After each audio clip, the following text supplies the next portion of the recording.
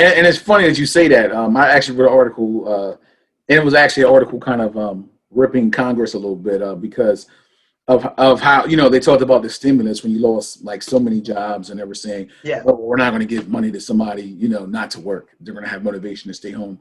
But there is a psychological effect when you don't have a job. There's a lot of people who start to feel worthless and useless because this is what, they see their job as part of themselves. And everybody's different and they're oriented differently. But there's the fact is there's a lot of people that feel that way. And, even if it's just in the provider role, like as a mom or a dad, and you're like, oh, I don't have any money, I can't, provide for my kids. There's a psychological thing there. And I think you described it very, very well.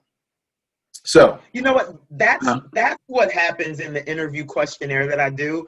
A lot of times, those are the things that motivate people to get into a career because, their child's looking at them and they can't do right now, or they don't feel like they're setting an example. So those basic human desires are the things that also push people to make things happen, to make moves happen.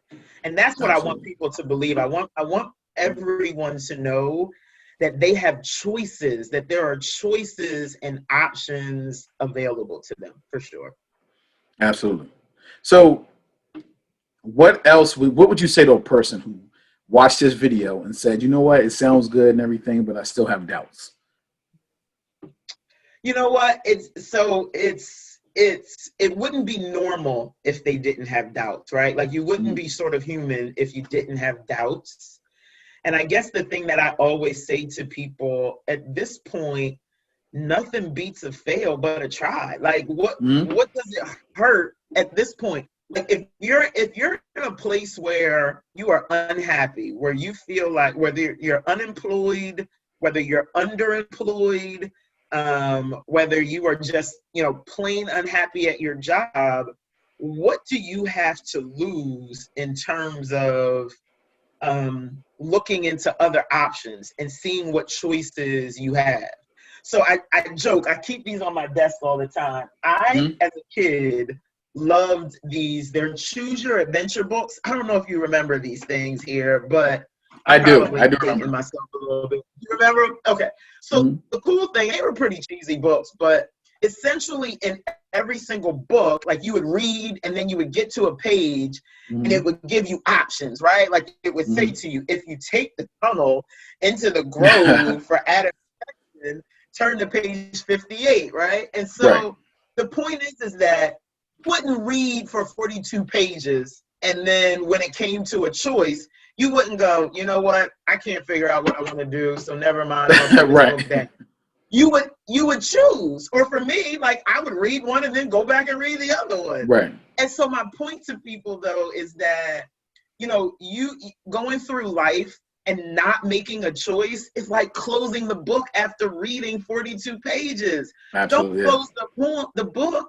Make some choices. And if that choice doesn't work initially, guess what? You get to go back and pick another option. You got another option. And so I just try to get people to truly see that they have choices and that it's okay to step out and to rebrand that fear into faith and just step out into something new for themselves, for sure.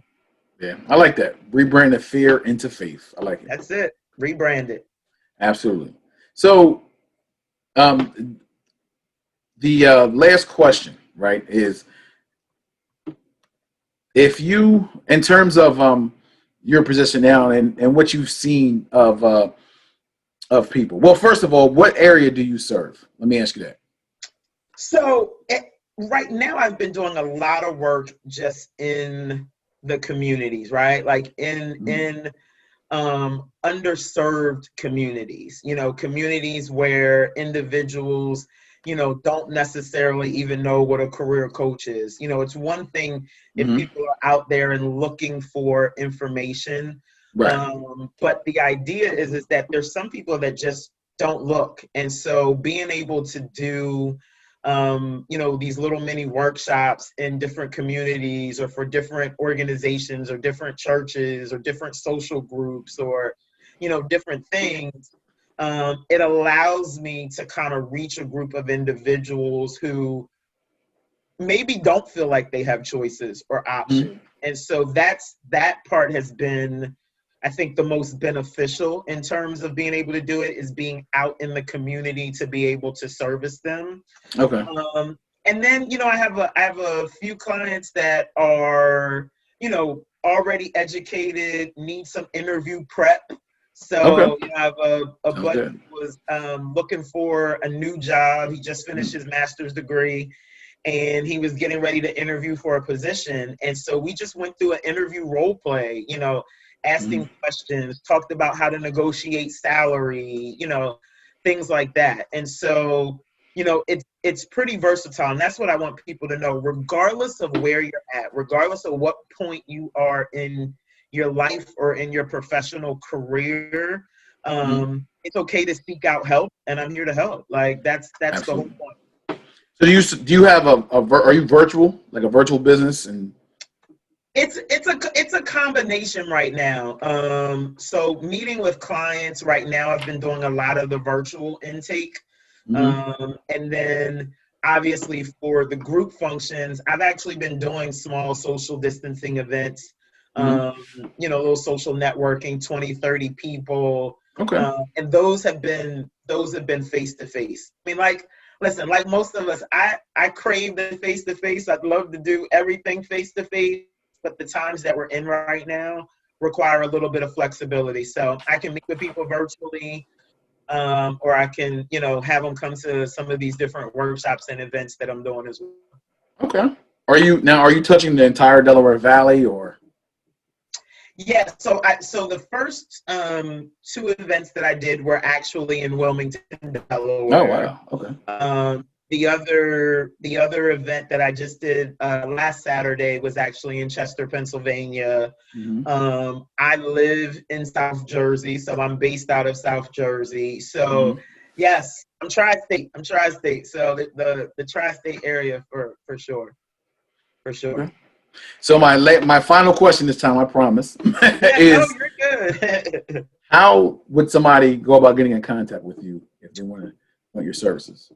So right now, the best way to reach me is going to be to go to my Facebook page, which is Chosen Career Consultants. And from there, my contact information, email, telephone number is all there. And so, that's probably the best way. They can also reach me at 856-265-4927. And that's also on the page as well. And so we'll have an opportunity to, kind of set it up so that way they can schedule a free consultation right there on the actual Facebook page.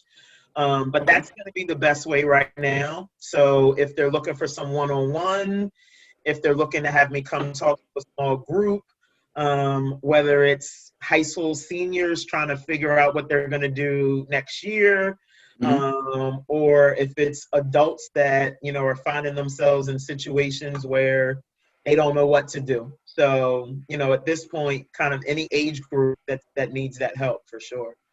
Absolutely. And it sounds like you have a lot of range within the groups that you work with. Yeah, absolutely. And that just comes from years of, dealing with students from, I used to joke it was like 18 to 80 at one point in terms of career opportunities. So yes, for sure. Okay. Well, I want to thank you for coming on, Miss Jourdeanna Yates. And if anybody wants to get in contact with her, you can contact her at the information. If you have any other questions, you can also contact me, Dr. Moriel McDuffy, at pau@usualpolitics.com. You can go to the website. The email is on the website. And anything that you get to me, I'll make sure that Miss Yates gets it. And thanks for being a part of Politics as Usual at usualpolitics.com. Signing off.